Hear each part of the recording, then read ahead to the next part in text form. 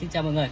Hôm nay Zico Auto xin giới thiệu với mọi người một cái chức năng cũng khá là hay cho chiếc VinFast Padio. Khi mở chiếc chìa khóa theo xe này, chúng ta đã chán quá ngấy khi mà đút chìa khóa vào vào đây và chúng ta vặn, đúng không? Bây giờ chúng ta sẽ thay bằng cái nút ấn nút Start Top.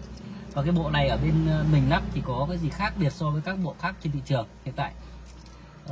Như chúng ta biết đây, hiện tại là chúng ta vào trong xe và chúng ta không thể nào chúng ta làm bất cứ một cái gì ở trong xe khi mà chúng ta chưa sử dụng đến cái chiếc remote này.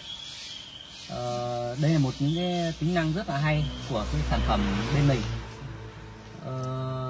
Khi mà chúng ta ra ngoài mà chúng ta quên khóa cửa hay cái gì đó thì như các cái xe khác là vào trong xe là để nổ chạy được ngay, nhưng đối với chiếc cái bộ nút Start Top thông minh do bên Zico Auto làm á, thì là vào trong xe chúng ta cũng không thể làm gì được, không thể đèn nổ, không thể chạy đi, chúng ta có thể ấn thoải mái luôn, không bao giờ lên.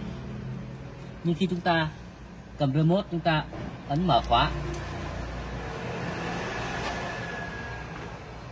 đó là nút Start Top đã có cho phép chúng ta là thực hiện các tác vụ trên xe. Ví dụ đó, có thể đề nổ ngay lập tức luôn. Tắt thì chúng ta có hai cách tắt: một chân đạp phanh tắt, con 1, con 2 đạp ga đè nổ.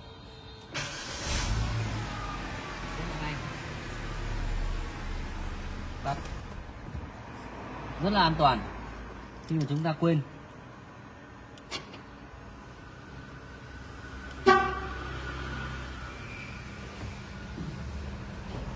Ok, mọi người có thể qua bên Zico Auto để trải nghiệm sản phẩm cũng như là các cái tính năng rất là hay cho chiếc VinFast Padio. Xin chào và hẹn gặp lại mọi người.